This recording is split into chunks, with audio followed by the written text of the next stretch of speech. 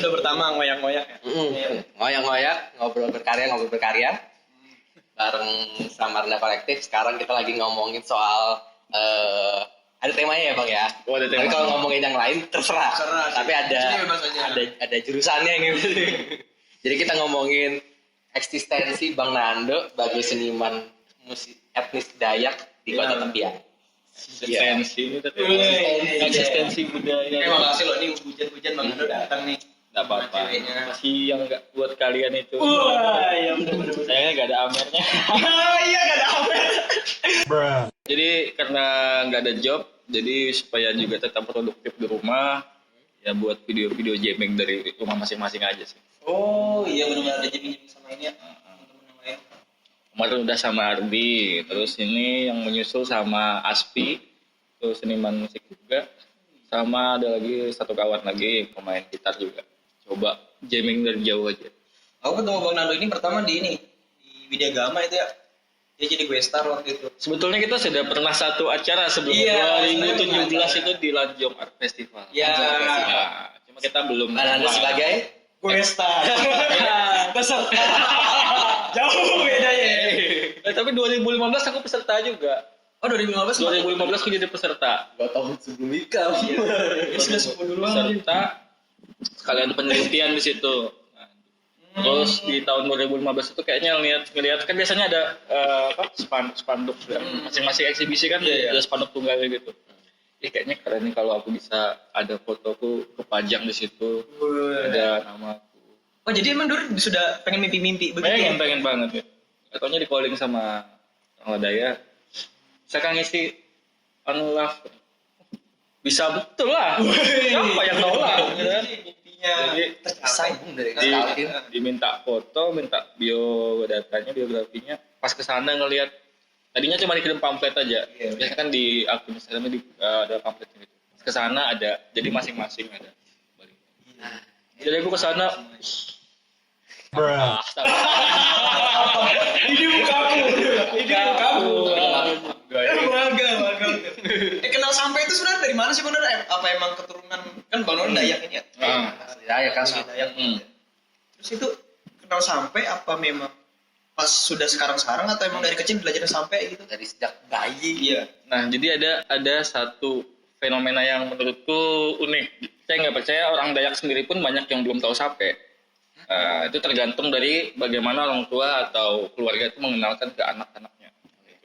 Nah kalau aku tahu sampai tahu, cuma untuk ngelihat langsung zaman dulu kayak apa sih orang main kan ngelihat langsung tuh belum pernah. 2008 aku pindah di Samarinda, nari-nari aja. Oh ya. Habis itu sekitar 2010-an kalau nggak salah ikut pawai. Nah di antara peserta pawai itu aku ngelihat ada salah satu yang main sape. Ngelihat langsung, kalau ngelihat di video kan udah sering, cuma kalau ngelihat langsung ini live ya? Iya live. Oh gini tuh main sape itu. Terus 2011 aku gabung di Sanggar. Sanggar apa Semi aku punya. Oke. Nah di situ aku ngelihat langsung dengan jelas dengan sedekat kita ini tuh main sape. Cuma waktu itu memang kendalanya di zaman itu untuk nyari orang yang bisa ngajari kita itu sedikit banget ya. Banyak yang bisa main cuma belum banyak yang mau berbagi.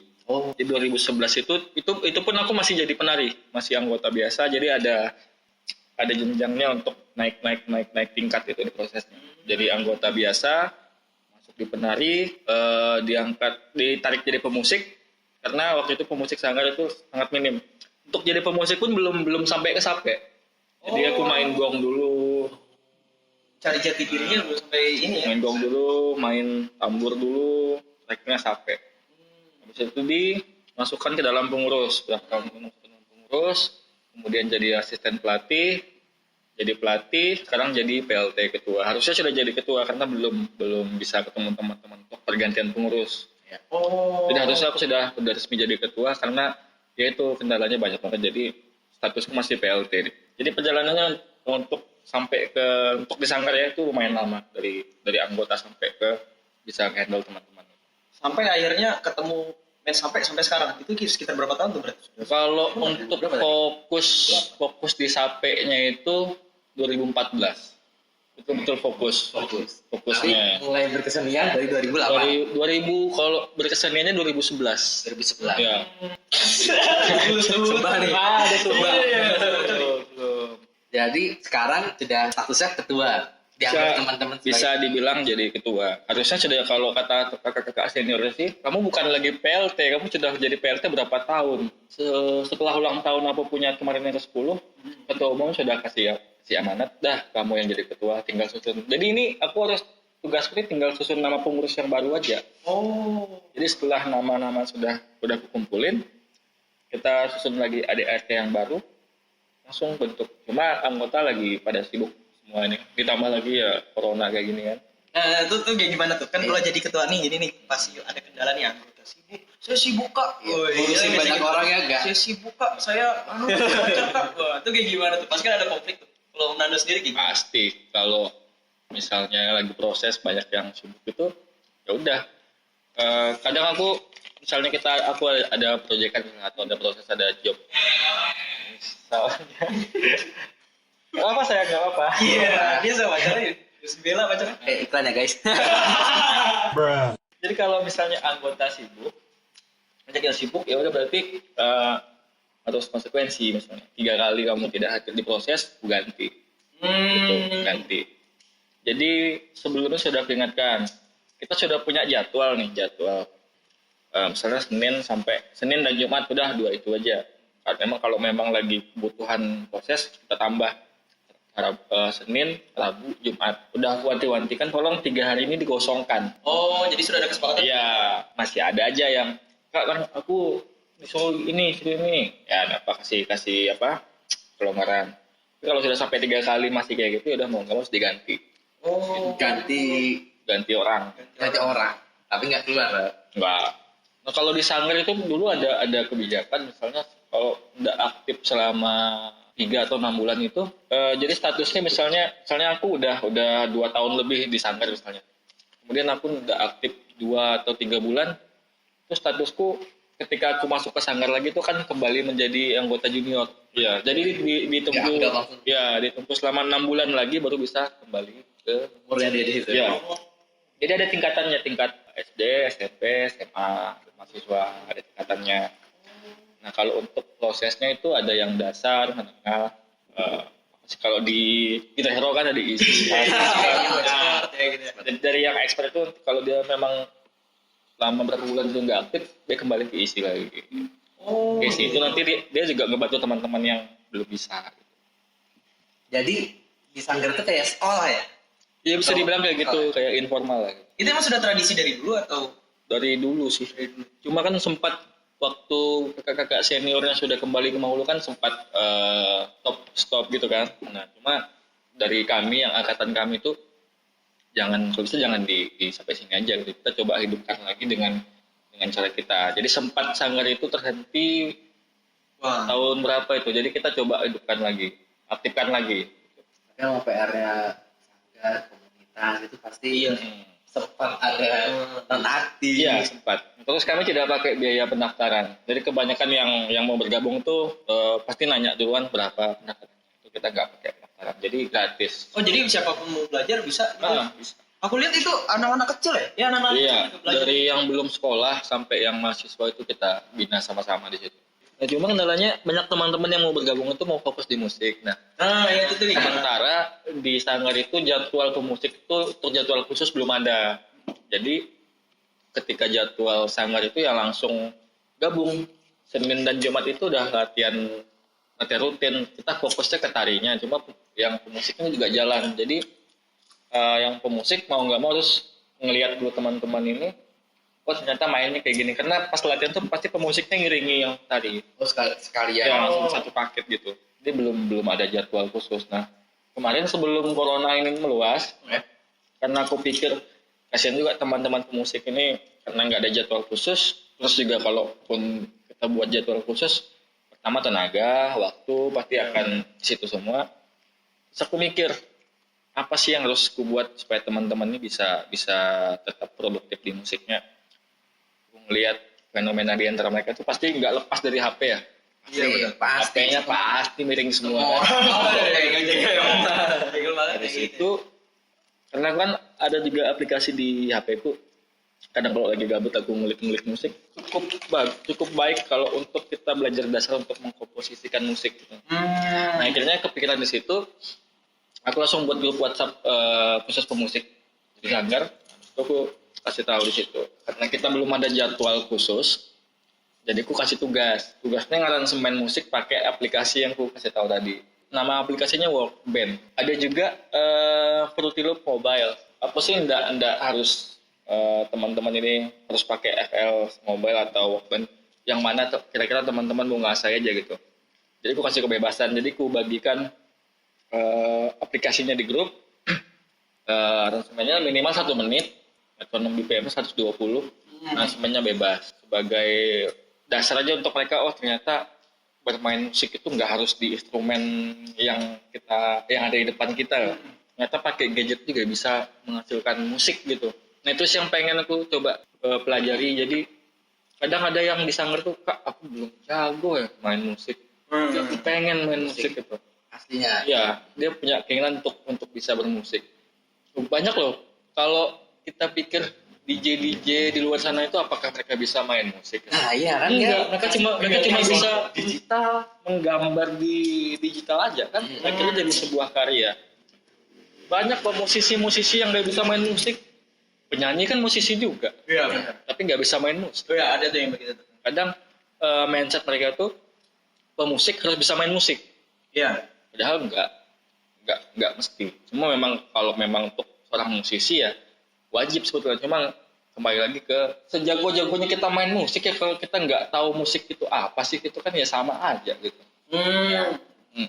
Jadi di rumah tetap ini juga ya, tetap belajar musik juga ya. Dari rumah pun juga bisa gitu.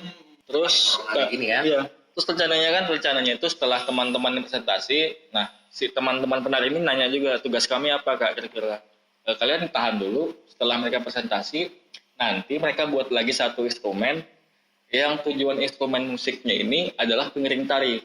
Nah jadi tugas kalian yang penari adalah akan dibagi kelompok masing-masing, kan ada berapa pemusik itu dibagi berapa orang. Ya. Nanti kalian buat garapan yang menyesuaikan sama musiknya tadi. Jadi si penari nanti yang Ya, kalau dulu ada tugas rumah itu sekitar 1 bulan, kadang 2 kali atau 3 kali kita kasih itu, misalnya latihan di Sanggar ini apa-apa aja sih. Jadi setiap tingkat tuh beda-beda. Oh, Jadi, ada porsinya sendiri-sendiri. Kalau yang SD ya apa aja sih tarian yang ada di Sanggar misalnya gitu. Nah, kalau masuk ke SMP, SMA tuh udah kita samakan sih pengetahuan umum. Ya misalnya unsur tari itu apa aja sih gitu. Kalau yang penari. Jadi dia nggak hanya kenal sama praktek, tapi juga teori gitu. Gitu. Misalnya apa sih perbedaan tarian pedalaman sama pesisir? Nah, itu betul. Kayak gitu. Terus kalau yang pemusiknya apa sih tempo itu? Apa sih melodi, apa sih ritmis? Kadang teman-teman itu tahu bermusik itu kan pasti pakai teknik ya. Kadang kita tuh nggak sadar kalau kita tuh menggunakan beberapa teknik yang ada penyebutannya. Nggak tahu. Iya sih, di praktek aja. Main aja ya. Ternyata setelah mereka tahu, oh ternyata tekniknya namanya ini ya. Nah itu adalah kendalanya anak-anak Sanggar tuh begitu. Perbedaannya seniman Sanggar sama akademisi kan kayak gitu. ini orang otodidak ya. Iya, karena otodidak. Tapi ada juga beberapa teman musisi juga yang otodidak, tapi pengetahuannya luar biasa. Karena ngulik memang. Belajar banget. Iya, belajar banget. Sering ngulik sih. Ngulik. Terus juga lingkungan mempengaruhi sih. Nah, abang kan juga sedang menempuh perkuliahan nih. Iya. Psikologi. Dia langsung ketawa. Dia langsung ketawa kalau ditanyain kuliah. Ya, kita kan nggak bisa ngomongin kampusnya, tapi sedang kuliah di psikologi juga. Sudah menduga. Saat ini juga sedang menjadi musisi etnis, ya kan, musik etnis. Nah ini gimana nih? Maksudnya ada perbedaan nggak? Ada akhirnya semakin tahu atau semakin membara? Iya. Yang pasti ada bukan perubahan, ada perbedaannya. Ketika kita di Sanggar itu tergantung juga sih. Jadi ada juga teman Sanggar, walaupun aktifnya di Sanggar, tapi ya lingkungannya tadi dengan ruang diskusinya yang aktif, apa yang kita nggak tahu tuh mereka tahu. Tadinya aku gitu di Sanggar tuh cuma di dalam circle ini aja nih. Nah, karena kita masih menutup diri waktu itu. Aku juga sama. Nah, setelah aku masuk di etnomusikologi itu, ternyata seni itu luas sekali. Kalau kita berbicara masalah musik tuh luas sekali ternyata.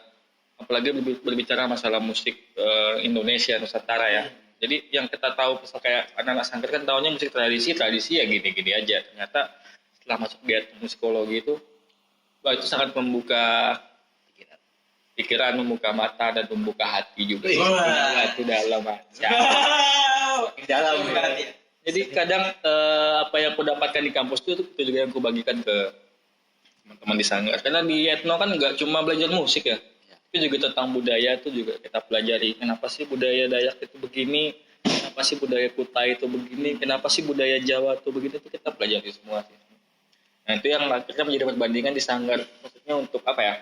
Teman-teman tuh, aku tuh pengennya ketika melihat satu budaya tuh apa ya? Kayak di analisis gitu lah. Jadi setiap ada perform apa gitu, aku tuh pengen teman-teman tuh ngeliat, oh ternyata kayak gini. Oh kenapa ya bisa gitu? Akhirnya terjadilah ruang diskusi tadi di sanggar. Nah harapanku sih gitu, pengennya teman-teman tuh aktif berdiskusi. Karena kalau kita nggak berdiskusi, kita nggak tahu apa sih terjadi di luar. Misalnya ada satu isu yang sedang hangat, kita nggak tahu kayak kenapa sih bisa gitu. Kita nggak bisa menyalurkan opini kita. Kadang teman-teman itu di sini tuh banyak di kepala. Iya, di kepala tuh banyak banget. Cuma kadang mau Melampiaskannya aja bingung gitu.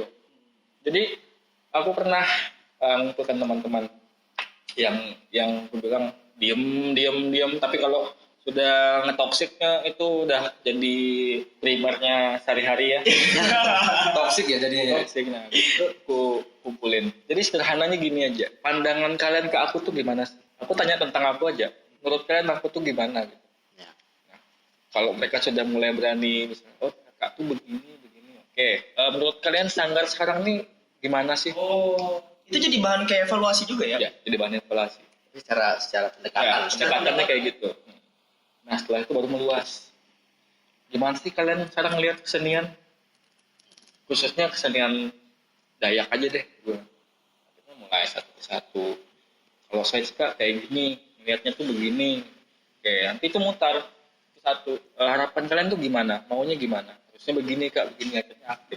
Nah itu harus dipancing dulu, harus dibiasakan, harus dipaksa lah bahasa kasarnya teman-teman. Tapi dengan pendekatan yang berbeda gitu. Dipantik. Kayak gitu. Di film kan juga, aku kan basicnya film ya. Sama teman-teman film di sini juga harus dipantik dulu, dipancing dulu pemikiran mereka baru bisa Iya. baru ngeluarin nih. Kadang aku tuh capek kayak ngoceh, nggak ada satupun yang apa ibaratnya. Aku tuh nggak mau ketika ngomong tuh mereka tuh cuma iya aja kayak asal tahu sapi kan, sapi dikasih daun kemana gitu. Iya, gitu. Ya. Dan jeleknya juga kadang-kadang sok tahu. Nah, jadi kita tuh kayak sok tahu, kita ngomongin salah tuh ya mereka tuh iya aja. Maksudku tolong dong sanggah aku kalau memang itu salah. Gitu, nah. Jadi kalau sudah ada satu atau dua orang yang sudah mulai ngomong, baru yang lain bisa kepancing. Kayak gitu. Percaya deh kalau diskusi itu pasti kayak gitu. Iya, Kecuali memang teman-temannya memang biasa diskusi tanpa disuruh dipaksa tuh udah keluar sendiri gitu. ya angkat tangan ngomong dan gitu. Dari bidang seni yang lain juga, seni musik juga kayak gitu ya. Iya kayak gitu. Ya memang pola teman-teman ya masih belum berani Apalagi di sanggar kayak gitu kan. Nah kalau di kampus kan beda lagi. Aku pernah ketemu Bang Nando tuh di RRI ulang tahun apa punya tuh nggak salah itu yang aku ngisi acara juga. Itu bukan ulang tahun aku punya. Apa tuh? Jadi ini menarik. Soalnya kelihatannya dari kemarin itu sibuk banget gitu Bang Nando, kesana kemari gitu kan. Sampai negur tuh Bang Nando, dia cuek gitu kan. Gila nih. Iya, waktu itu diberitahu panitia soalnya. Oh, Panitia terus. gitu. Nah, itu kalau jadi di panitiaan itu nggak bisa diem maknya. Jadi ngelihat Oh, emang karakter Bang Nando sendiri emang nggak bisa dia, memang orang lapangan kali ya? nggak bisa diem. Jadi Jadi ketua kan. karena mikir lagi daripada aku mempercayakan ke mereka dan itu tidak berjalan baik aku yang kerjakan. Daripada aku nggak puas dengan hasilnya mereka, itu akan berimbas ke penonton atau tamu undangan. Iya benar. Baik aku yang Kayaknya dia kerjakan. merangkap semuanya aja.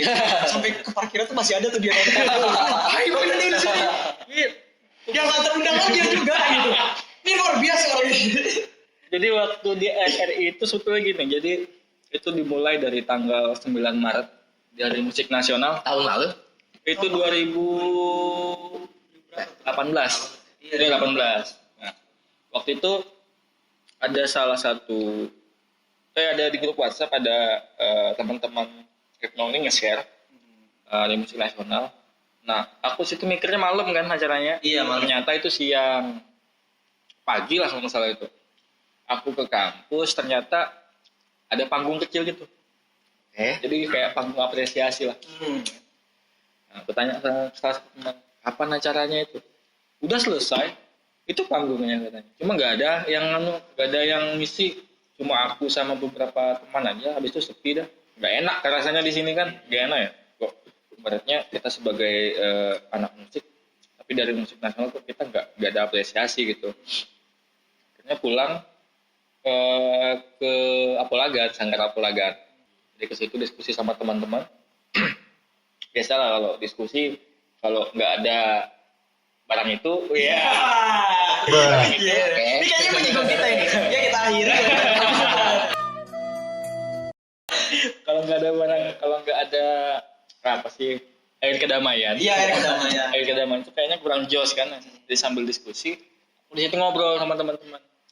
Ya aku merasa berdosa ya, merasa kayak punya utang dengan diriku sendiri ya. Gue bilang, kenapa?